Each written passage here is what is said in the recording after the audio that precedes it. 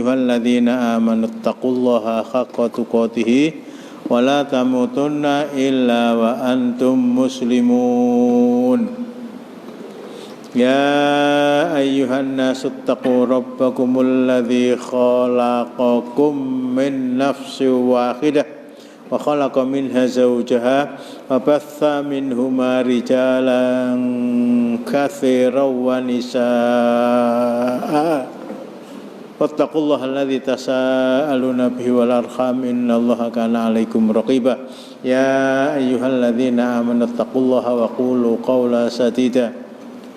Yuslih lakum a'malakum wa yaghfir lakum dzunubakum wa may yuti'illaha wa rasulahu faqad faza fawzan 'azima. Amma ba'du fa inna astaqal hadithi kitabullah wa khairal hadi hadi Muhammadin sallallahu alaihi wasallam wa syarrul umuri muhdatsatuha wa kullu muhdatsatin bid'ah wa kullu bid'atin dhalalah wa kullu dhalalatin finnar. Akhwani fillah asyatakumullah. Materi malam hari ini mengulangi materi yang saya sampaikan pada hari Senin yang lalu. Jadi yang ngerekam boleh diambil itu. Yang pertama, saya khawatir kalau hanya sekali saya terangkan itu akan mudah lupa. Yang kedua, harapan saya tadi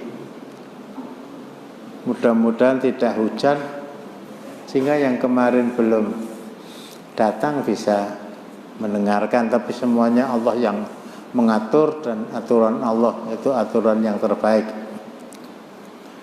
Judulnya Yudfanu fil baladil ladzi mata fihi wala yunqalu ila ghairihi.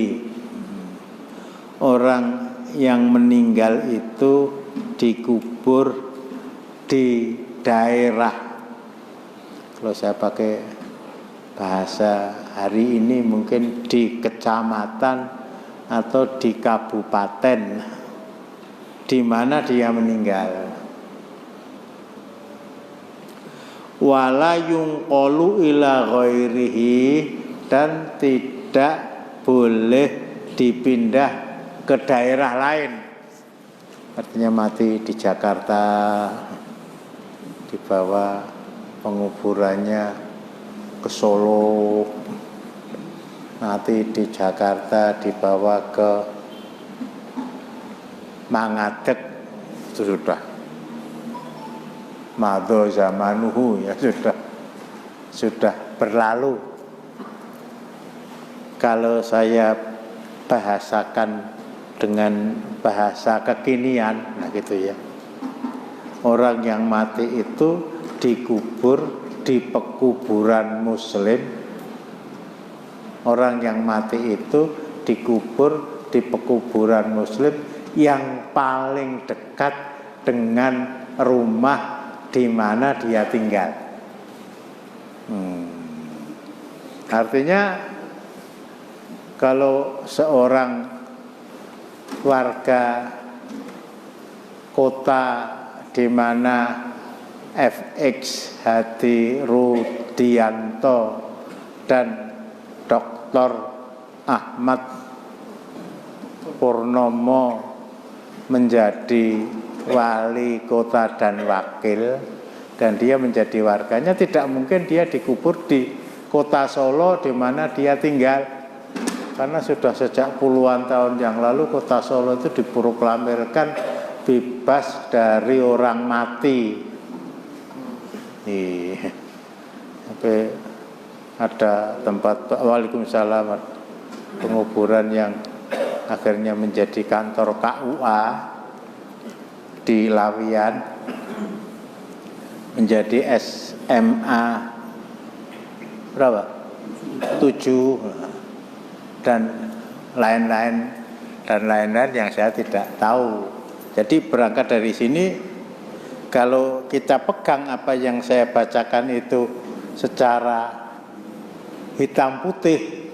Lah terus dikubur nang endi kan begitu ya. Jadi saya pakai bahasa orang Islam yang meninggal itu dikubur di pekuburan muslim yang paling dekat dengan tempat dia tinggal.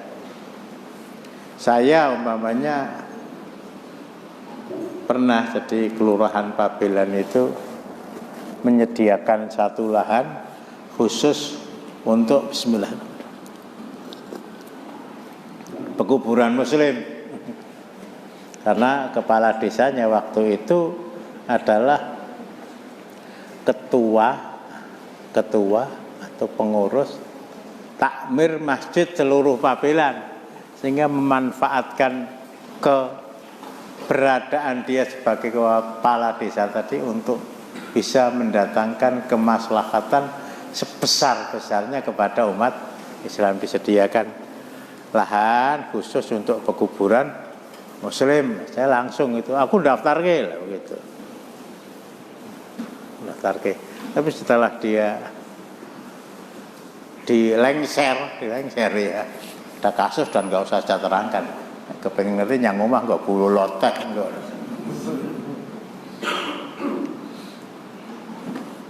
Beberapa pengurus kelurahan itu datang, jadi setelah berlalu sekian tahun, Ustadz, Pabelan itu bukan hanya punya umat Islam, jadi kuburan yang sudah diikrarkan oleh mantan kepala desa itu akan kita pagari, yang sebagian besar untuk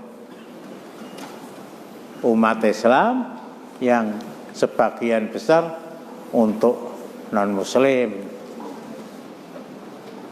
Ini saya menyimpulkan berarti sudah bukan kuburan khusus orang Islam, karena kompleknya satu. Waalaikumsalam. Kompleknya satu. Pernah saya ceritakan ya, mengapa orang Islam itu harus dikubur di pekuburan muslim.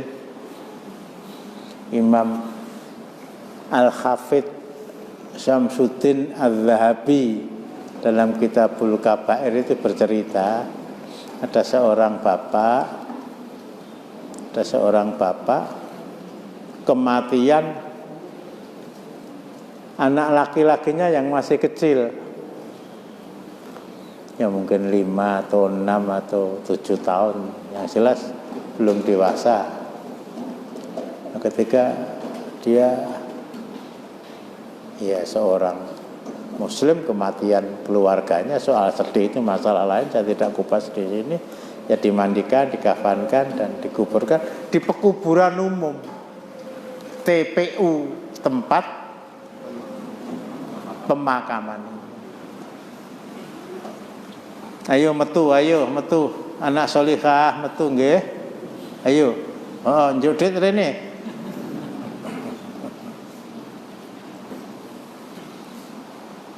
Ini yang cerita penulis kitab Al-Kabair yang itu sementara diistirahatkan sampai waktu yang tidak jelas itu.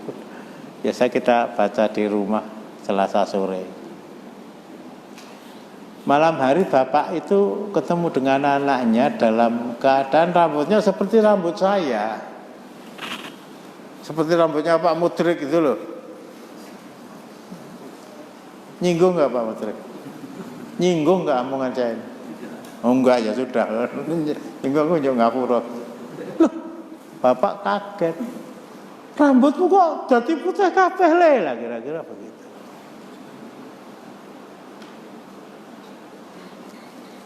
Rambut kamu kok jadi putih semua? Salah bapak, ini tambahan saya. Saya dikubur di dekat orang yang mati dalam keadaan kafir, jejer. Ketika Allah Subhanahu wa ta'ala menyiksa dia dengan siksa kubur, sampai akhirnya dia berteriak-teriak. Kita Kita nggak bisa membayangkan seperti apa ya. Saya ikut, saya nggak katakan histeris ya. Saya jadi ikut bingung, saya juga ikut stres. Akhirnya rambut saya berubah. Nah ini urgensi mengapa orang Islam harus dikubur di pekuburan khusus orang-orang Islam, dalam artian khusus orang-orang Islam yang sholat. Ya, dari secara lahiriah disebut Islam itu karena Waalaikumsalam warahmatullahi wabarakatuh, karena sholatnya itu. Jadi sekali lagi dikubur di tempat pemakaman Muslim yang paling dekat dengan rumah tempat dia tinggal. Di Wekonang ada, di Karanganyar ada, di Kartosuro ada, nah kalau saya tadi terus ngerti saya ya, kalau dikubur di Nekurti pisah karo tembok, nah di sini orang kafir, aku jajan yang ngono terus piye minggu. Paling tidak ada kekhawatiran. Ya alhamdulillah ya, jadi saya berbicara tentang pribadi saya. Pemakaman Muslim yang paling dekat dengan tempat tinggal saya itu ya pemakaman di mana bapak dan ibu saya dikubur, anak-anak saya 2 orang dikubur di sana di Kartosuro itu lah gitu. Itu Waalaikumsalam. Ini yang paling dekat. Keluarga Solo kan ya, ya? Hah? Oh Sukoharjo lah. Di mana? Mungkin setiap kampung itu ada pemakaman, tapi pemakaman itu pemakaman yang tidak memisahkan antara orang yang mati dalam keadaan Islam dan tidak. Tadi saya katakan cari tempat pemakaman Muslim yang paling dekat dengan tempat tinggal dia. Ada yang ganjel, mikir semuanya, mikir ini ya. Dan harus secara pribadi itu berwasiat kepada keluarga. Sok nek aku mati lah gitu. Silakan menentukan tempat, atau besok kalau saya meninggal kuburlah saya di pekuburan khusus orang-orang Islam. Pripun, Pak? Tanggal. Oh, saya kira tanya. Lah. Kalau di kuburan khusus keluarga. Hah? Kuburan khusus keluarga. Iya, Muslim apa tidak gitu loh. Nyambung kan? Ya bisa jadi bapaknya Islam, bisa jadi ibunya Islam, bisa jadi keluarganya Islam, bisa jadi menantunya Islam sebab tadi manten.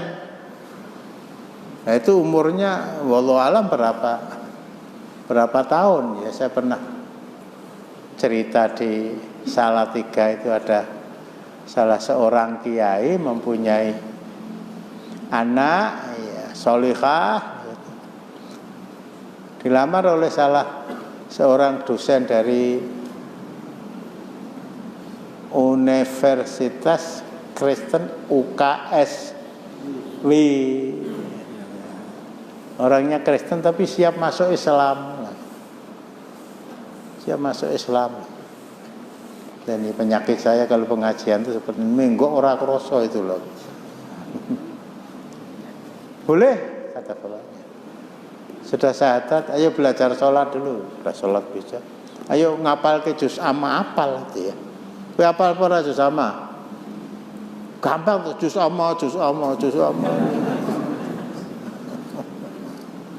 Apa itu dari amma yatasa'alun wan nasi'ati ghurqa afasa wa tawwan idza samsu kuwirat, apa? Sampai 3 juz. Mantep itu. Nah, bapaknya mantep, malah bangga. Sing lek lo Islam ke kon ngapal ke kuliah ayyuhal kafirun ora iso mandek kok.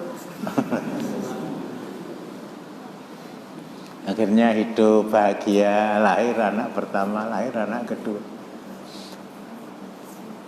Saya agak lupa ya pada usia keberapa tahun dari pernikahannya. Ya ambillah 10 tahun. Dik lah kira-kira begitu itu. Saya sudah kesel tadi wong Islam.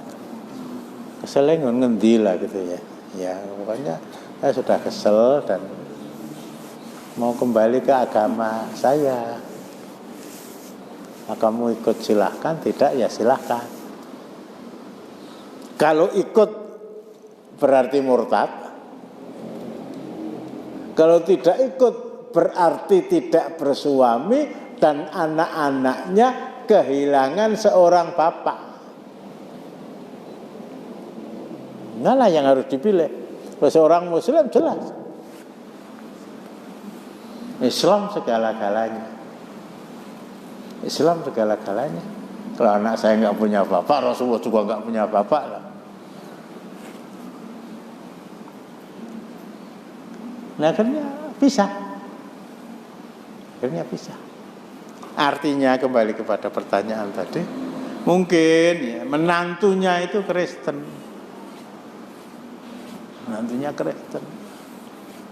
Nah kalau sudah kemasukan orang yang kafir ke dalam kuburan keluarga tadi, ini sudah bukan keluarga lagi. Allahumma inna bni min ahli wa inna wa'takal haq. Surat Hud ayat 40.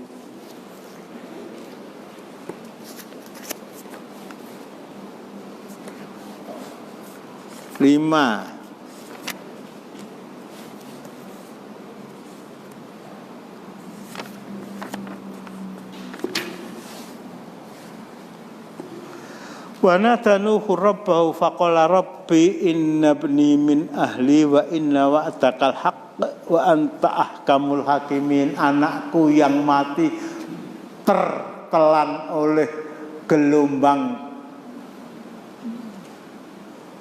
banjir yang terjadi pada zaman Nabi Nuh, dan itu atas bukti bahwa Allah akan membela nabinya. Nuh berkata, wahai anakku, wa nadanuhu rabbahu, ya Allah, sesungguhnya anakku yang mati dalam keadaan kafir itu adalah keluargaku. Begitu ya, Tia.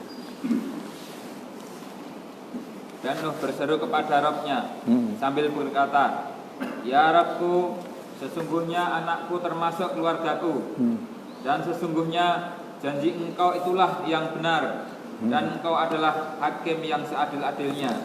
Apa jawab Allah? Ayat 46, qala ya Nuhu innahu laisa min ahlik. Nuh, itu bukan keluargamu.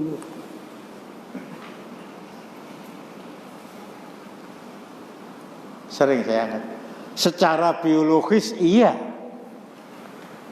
wajahnya seperti wajah kamu, begitu ya, matanya, hidungnya, ini biologis. Tapi secara akidah bisa, secara akidah bisa. Nah di sini mestinya ada paling tidak sikap merinding.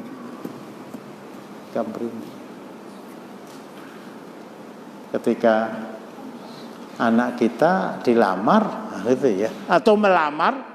Kalau dilamar perempuan, kalau melamar laki-laki, orang yang siap masuk Islam karena perkawinan. Ya sopo ngerti itu jangan berspekulasi, ini ukurannya jannah dan nar. Begitu kira-kira. Jadi pertanyaan itu saya kaitkan dengan materi yang kemarin saya baca dari Jabir bin Abdullah radhiyallahu anhuma. Jabir ini bapaknya Abdullah itu mati di medan Uhud, menjadi syahid dari orang-orang Ansor. Lamma kana yaumu Uhud ja'at ammati bi abilitat finahu fi maqabirina. Ketika jelas bapaknya meninggal, mati syahid, bibiku, adiknya bapakku datang ke medan Uhud, sudah selesai peperangan.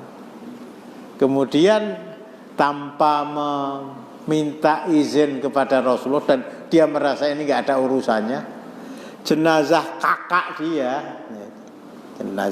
dia, bibinya Jabir bin Abdullah tadi, ja'at amati bi abi, dia membawa paman saya litat finahu fi maqabirina, untuk dikubur di pekuburan, di antara dua tanda petik, keluarga kami. Akhirnya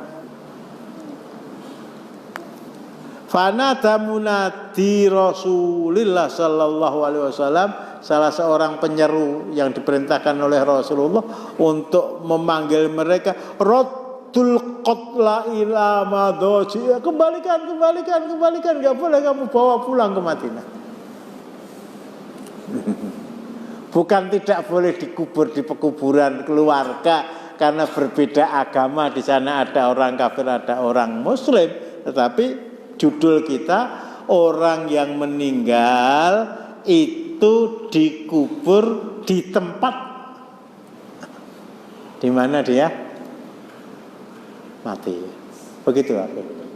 Terjawab ya. Jadi silakan kalau ada makam keluarga, tapi tetap muslim ya, tetap muslim. Bahkan kalau kita kembali kepada Rasulullah itu dikubur di rumah di mana beliau tinggal bersama Aisyah, termasuk di dalamnya Abu Bakar As-Siddiq, termasuk di dalamnya Umar ibn al-Khattab radhiyallahu anhuma. Yang lain mungkin? Ya. Kalau sudah lama dipindah kan?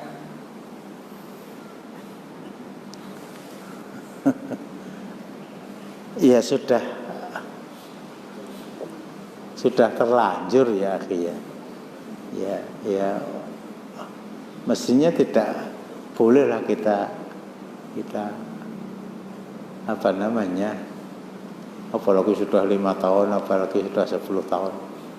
Tapi seandainya, wallahu alam ya, ini pendapat saya, nanti kalau keliru saya kembalikan kepada pemahaman para salaf, saya ralat. Tapi seandainya sadar dengan kondisi dan Waalaikumsalam, suasananya itu memungkinkan, nggak ada gejolak, orang yang disuruh gali juga siap dan seterusnya. Mudah-mudahan tidak apa-apa. Demikian. Ini kalau gali jenazah kemudian dipindah. Waalaikumsalam warahmatullahi wabarakatuh. Saya agak kegelan ya. Bismillah. Agak kegelan itu. Dengan seorang laki-laki, kalau tidak keliru namanya Bambang Sulistomo. Bambang Sulistomo itu anaknya siapa? Rane sing ngerti.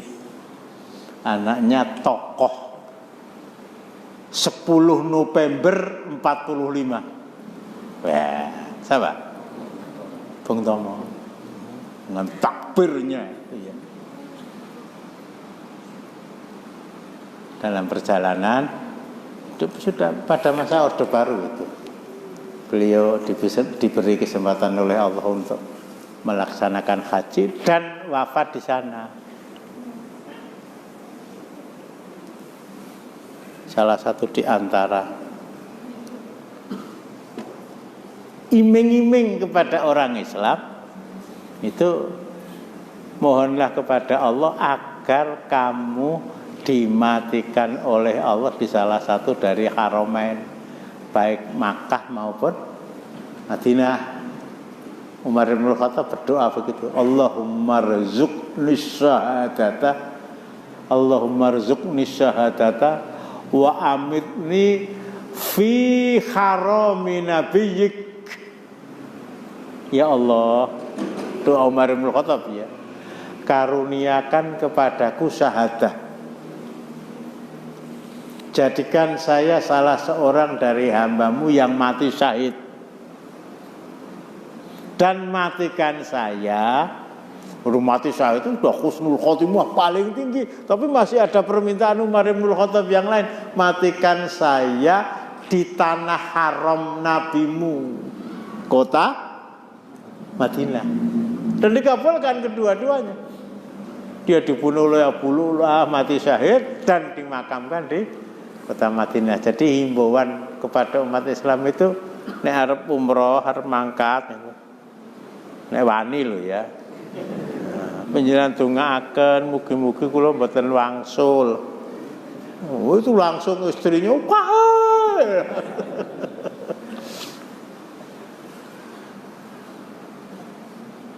ya, Masya Allah ya. Dunia itu masih kita beri nilai lebih dari nilai yang diberikan oleh Allah dan Rasulullah. Yo ndonga ngono aja meden-medeni. Lah aku nek mulih kowe mati terus kancaku sapa? Tak tinggal rabi lho. Ya wis masih ndonga lah mungkin begitu. Ini Waalaikumsalam. Bung Tomo itu dikubur di, saya lupa ya, apakah di Ma'la, apakah di Baqiatul Ghor, apakah di Madinah, apakah di Makkah, tapi salah satu dari dua Roma. Ya anaknya lah itu. Ini pahlawan nasional masa dikubur di bumi asing, di negeri orang lain. Akhirnya ya atas bantuan dari pemerintah diusahakan untuk bisa dicari sisik meliknya di mana dulu dikubur. Dan akhirnya digali dan akhirnya dibawa pulang dan dikubur di Indonesia. Tapi itu tadi mestinya suatu karunia ya lah. Mungkin ya anaknya tadi belum ngaji bab ini, atau kalau ngaji bab ini dilompati lah begitu sih. Itu akhi ya. Enggak, ini memang masalah itu tidak terlalu prinsip gitu. Tidak berkaitan dengan akidah. Meskipun ya nanti apa namanya, nyerempetnya ada, tapi ini masalah yaumiyah kita, keseharian kita, sementara jarang di antara kita, saya berani mengatakan begitu, yang memahami persoalan ini. Jarang di antara kita yang memahami persoalan ini. Jadi di mana dikubur? Di tempat di mana dia dilahirkan. Ya, kalau lahirnya tuh di Grogol, dikubur di Grogol nggak ada masalah. Tapi kalau dia sampai bekerja di Jakarta, di Tangerang, di Lampung, akhirnya meninggal di sana dan dibawa. Saya ingatkan ya, meskipun dia berwasiat kemarin. Qala al-Imam An-Nawawi fil Adhkar kama dzakara al-Albani fi Ahkamil Janaiz, wa idza ausa bi ayyun qala ila baladin akhar la tufadhu wasiyatu. Apabila orang yang meninggal tadi berwasiat untuk dikubur di luar daerah, Aku jejerno ibumu.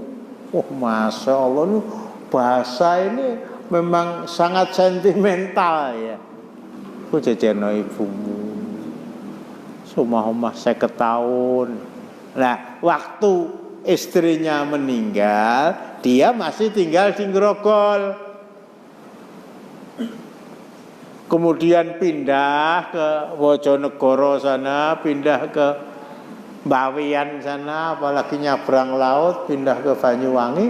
Lah, dia wasiatnya seperti itu. Seandainya dia berwasiat agar dipindahkan, maksudnya dikubur di luar daerah, la tufadhu wasiatu. Tidak boleh dilaksanakan wasiatnya itu. Fa innan naqla haramun alal madhabi sahihi al mukhtari alladzi qalahu al aktsarun wa saraha bihi al muhaqqiqun. Sesungguhnya menguburkan jenazah di luar daerah, kecuali daerah itu tidak ada tempat pemakaman muslim, haramun, hukumnya haram. Imam Nawawi loh ini. Artinya kita akrab dengan arba'innya, gitu loh ya. Kita akrab dengan riyadhus sholihinnya, kita akrab dengan syarah muslimnya dan kitab-kitab yang lain. Ini karena terlalu memforsir ya tenaga pikiran dan ilmunya untuk Islam, sampai beliau meninggal belum sempat untuk berumah tangga. Imam Nawawi. Haram hukumnya, kata beliau. Kemudian fatwa Syekh bin Bas, Ketua Lajnah Daimah lil Buhuthul Ilmiyah wal Ifta' rahimahullah, hatta lau ausol mayitu ayyung qala ila Makkah awil Madinah la tufadhu wasiatu. Sampai-sampai seandainya orang yang meninggal tadi berwasiat, aku kuburan neneng Mekah, padahal dia tinggal di Jeddah umpamanya, padahal dia tinggal di luar Makkah. Atau kubur saya di kota Madinah, padahal dia tinggal di Badar 70 km ke arah barat daya dari kota Madinah. La tufat, tidak boleh dilaksanakan. Tidak boleh dilaksanakan. Sehingga ketika bibiknya Jabir bin Abdullah tadi ya tidak diangkat sendiri, ya menyuruh keluarganya untuk membawa jenazah tadi dibawa ke pemakaman keluarga.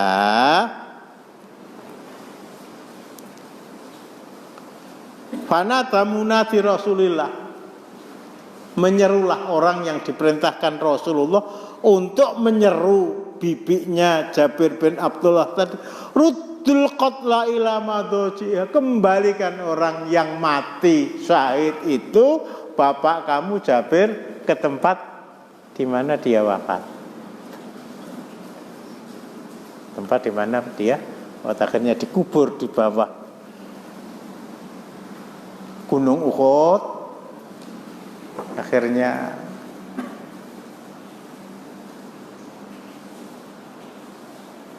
terjadi banjir yang mengikis tanah 1 cm, 2 cm, 5 cm, 25 cm, setengah meter. Pada masa Utsman ibnu Affan radhiyallahu anhu. Sehingga jenazah tadi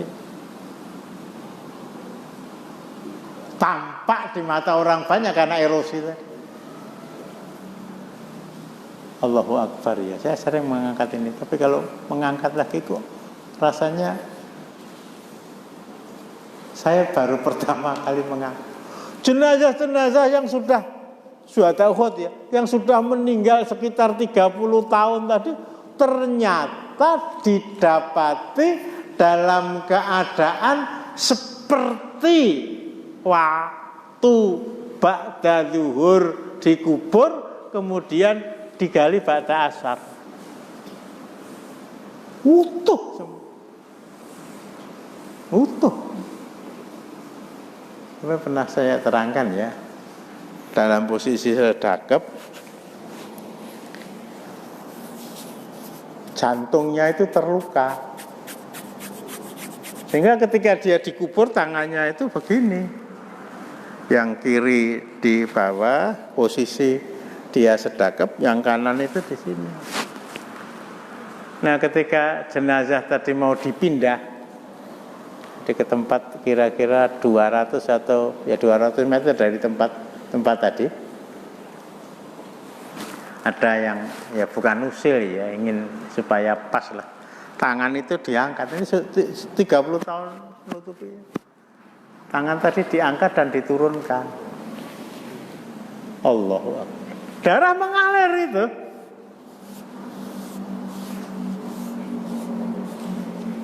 Balik. Mampet. Wah, ini keutamaan orang yang mati syahid. Keutamaan orang yang mati syahid. Kembalikan orang yang mati tadi ke tempat di mana dia terbunuh dan akhirnya dikubur. Ya karena perang Uhud di bawah bukit itu. Sampai saya baca itu ada seorang syahid, bismillah. Namanya Samas bin Utsman radhiyallahu anhu. Ini mati syahid. Tetapi ketika peperangan selesai itu masih dalam keadaan sakit parah. Samas, gampang ingat-ingat itu ya. Samas, cedak yo parang kritis tuh ya. Tapi Samas di sini dibawa ke kota Madinah ya. Kalau di Uhud tempat padang pasir nggak ada yang ngobati, lah dibawa pulang, diobati, akhirnya meninggal. Tetap diperintahkan agar jenazah dia itu dikubur di Uhud. Tetap diperintahkan untuk dikubur di Uhud. Ini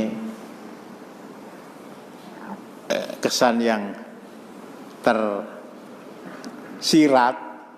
itu orang yang mati syahid dikubur di tempat di mana dia meninggal. Tapi berdasarkan fatwa Imam Nawawi tadi, berdasarkan fatwa Syekh bin Bas tadi, baik mati syahid atau tidak mati syahid, jangan dikubur di luar daerah. Dengan catatan saya tambahkan tadi, kecuali di daerah tadi tidak ada tempat penguburan. Seperti kakaknya Akhi Husain bin Salim Baraja yang meninggal di Cina sana, kemarin saya terangkan. Saya ditanya, ya dikubur di sana. Ternyata di sana nggak ada penguburan. Bukan nggak ada penguburan muslim, nggak ada penguburan, kabeh wong mati gitu. Ya sudah dibawa pulang. Nah, ini masalah-masalah yang sifatnya pengecualian. Meskipun dia berwasiat untuk dikubur di salah satu dari dua haramain, jangan dilaksanakan. Itu keras betul ini.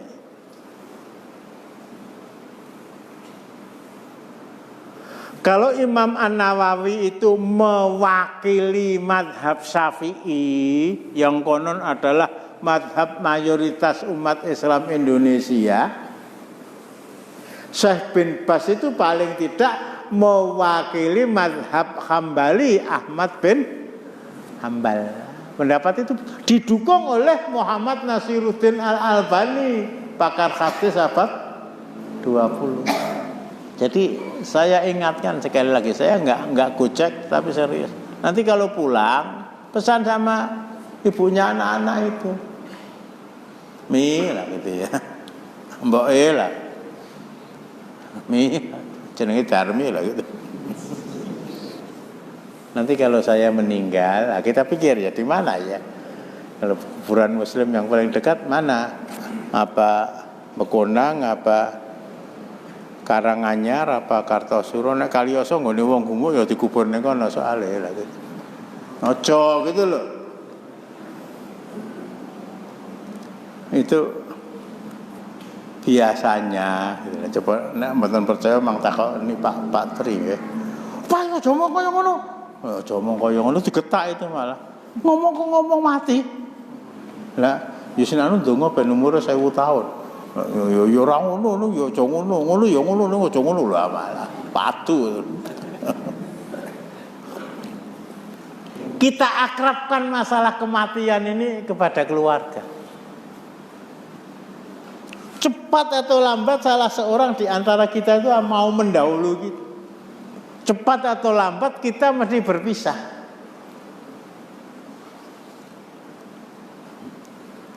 Cepat atau lambat mesti berpisah. Ngijen ra kuat ya mesti golek ganti gitu ya. Aku ora takon piyayine lho, ning nyawang tok.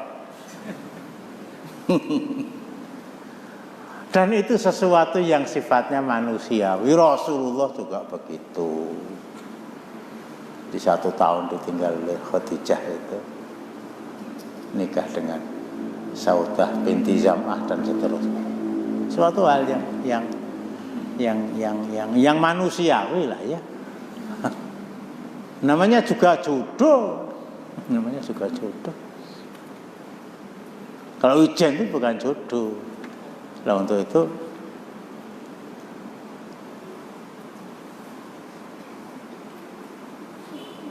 nikah itu merupakan sunnah Rasulullah Sallallahu Alaihi Wasallam.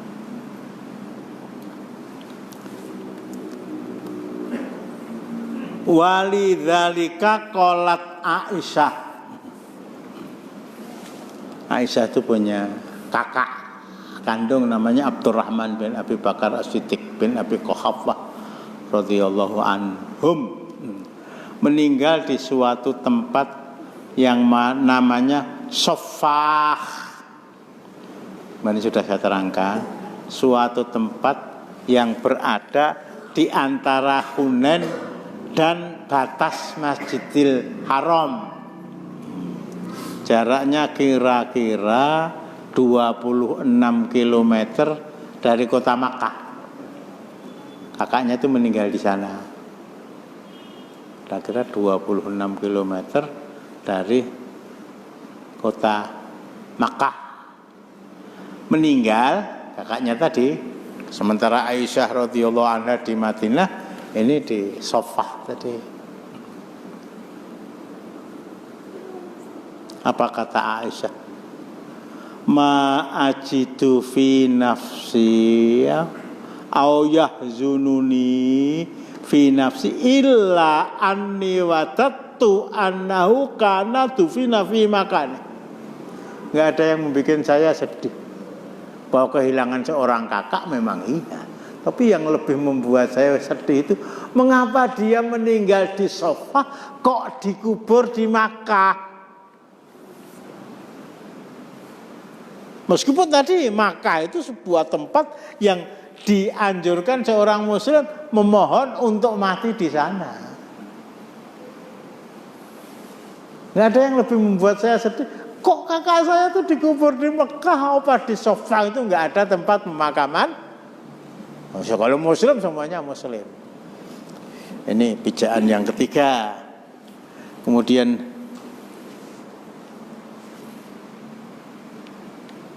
pijaan yang keempat,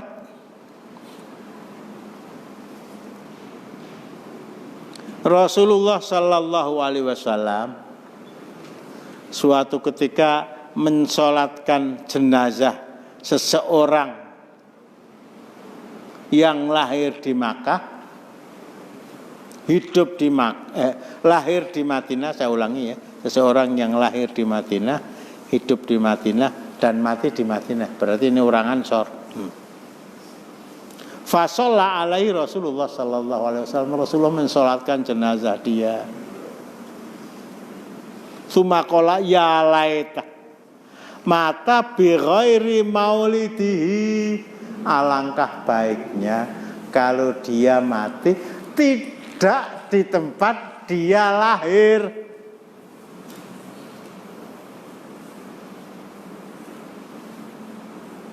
Alangkah baiknya kalau dia mati tidak di tempat dia lahir.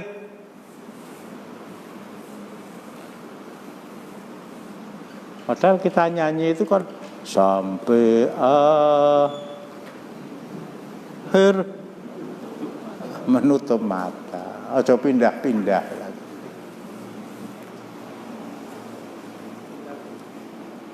Oh iya, berapa hari?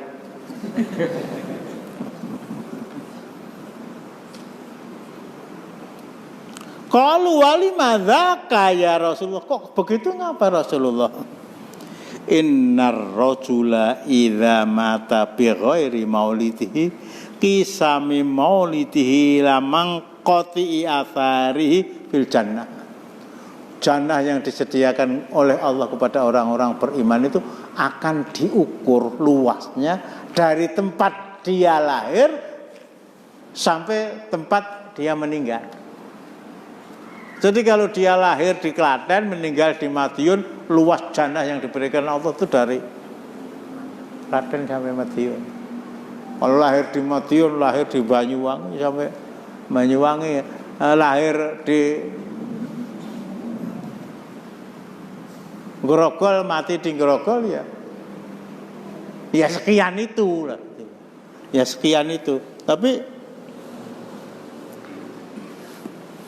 memang Islam itu mengajarkan kepada kita, itu ya, mengajarkan kepada kita untuk bisa mati di tempat di mana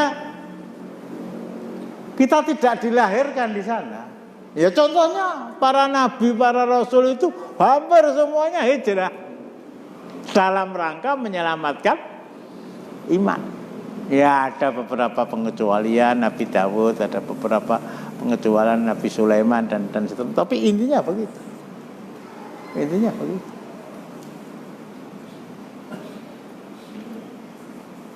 Kalau Imam Syafi'i sampai mengatakan Safir tajid aywadhan namman tufariquh wan sabfa innal ladzi lal aisi fin nasab. Tinggalkan kampung halaman kamu. Kamu akan mendapatkan ganti teman yang adalah teman-teman kamu di tempat kamu lahir. Sana akan ada orang tua yang kamu anggap sebagai bapak, sebagai ibu dan seterusnya dan seterusnya. Sampai beliau mengatakan orang yang lahir di Grogol bola-balik Grogol ya. Lahir di Pucang Sawit, gede di Pucang Sawit, mati di Pucang Sawit. Itu oleh Imam Syafi'i diibaratkan seperti genangan air yang tidak mengalir. Inna wukufal ma'i yufsitu, ini ada wukufal ma'i yufsitu insal atau apa wa insal lam yasir lam. Kalau air yang mengenang tadi mengalir akan bagus.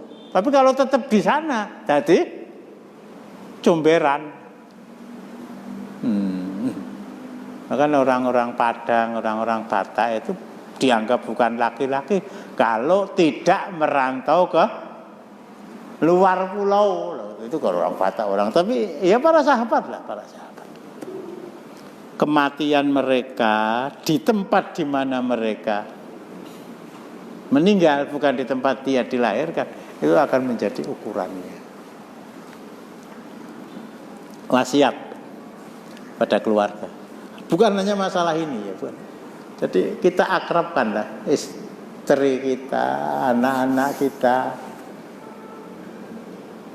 itu dengan sesuatu yang memang sangat ditakuti, tetapi itu realistis, mesti terjadi.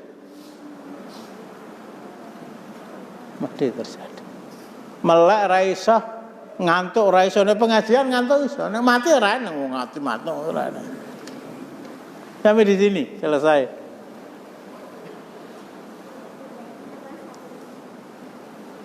Nah. hukumnya dalam syariat tadi tema yang kita terangkan tidak ada hubungannya dengan akidah tapi ya hukumnya tadi dalam keseharian.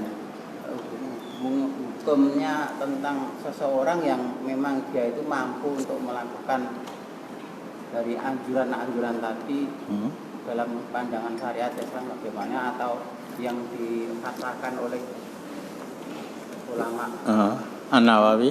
ya, Imam Nawawi itu namanya haram, itu kedudukan seperti apa yang? Ya kalau dia langgar, dia berbuat dosa, gitu kan?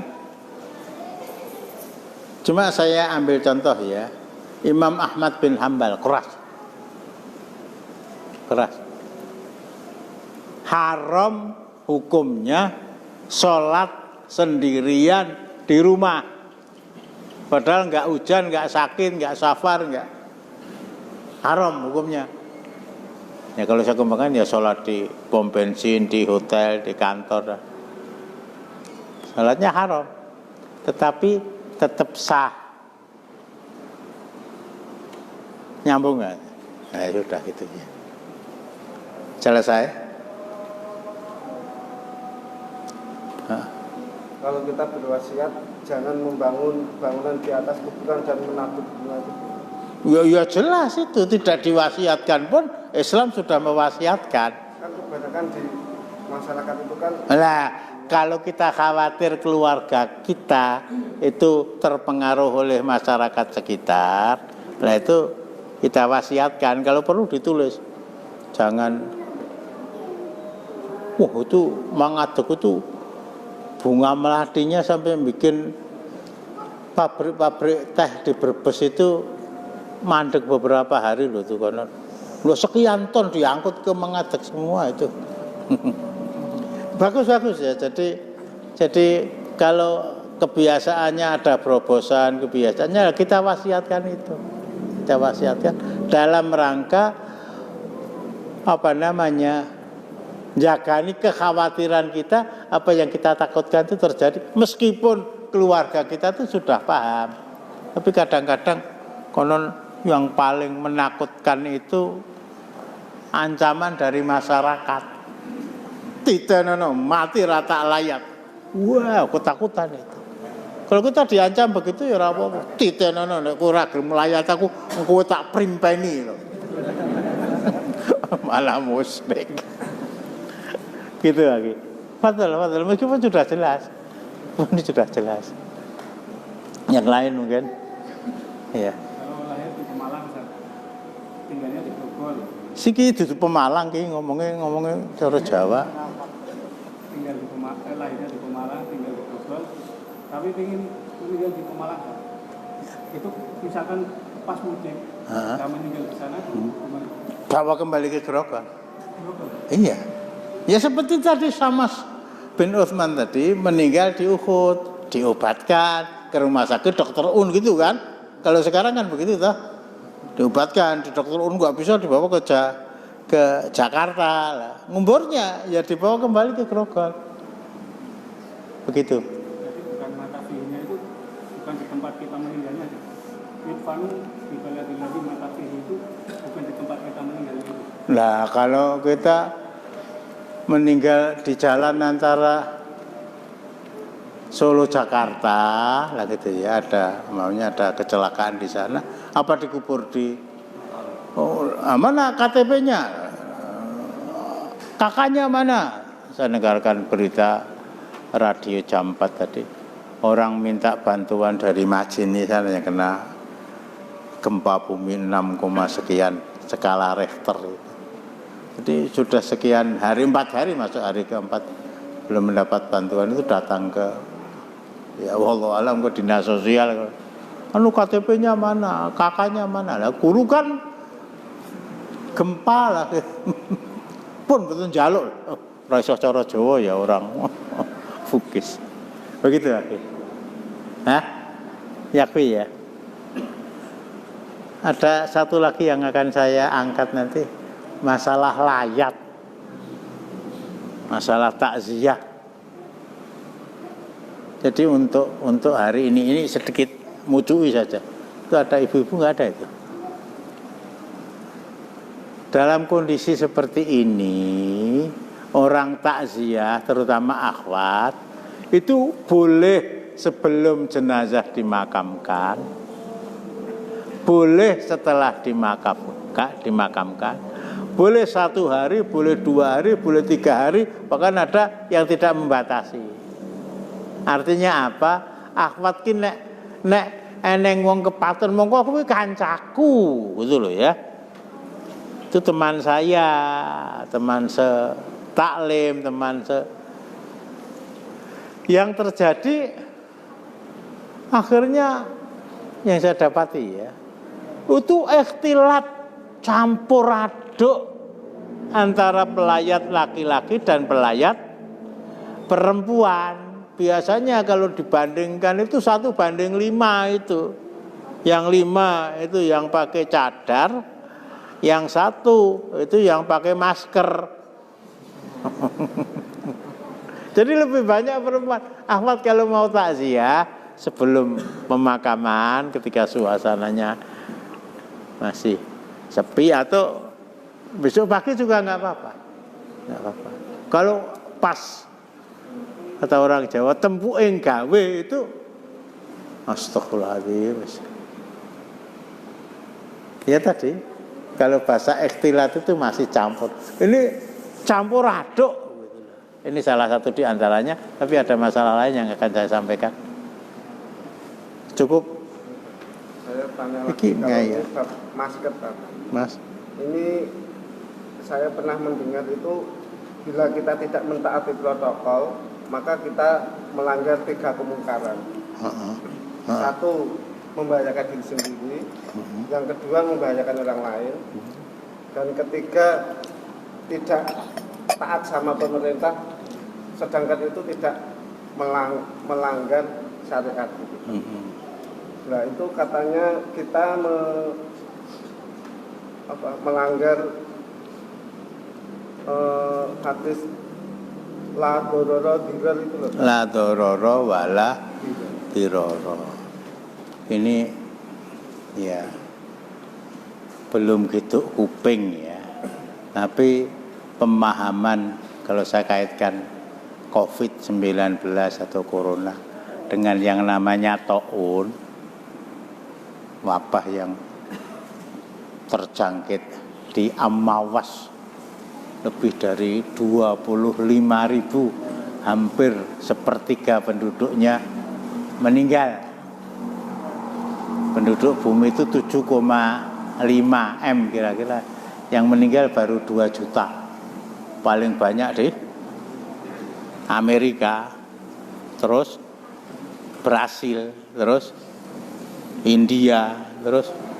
Jadi kalau saya boleh terangkan, Jepang, Korea, Cina, Vietnam, Burma, Bangladesh itu dilompati. India nomor 3 tadi, Pakistan itu lompat, Iran ngono wong Syiah.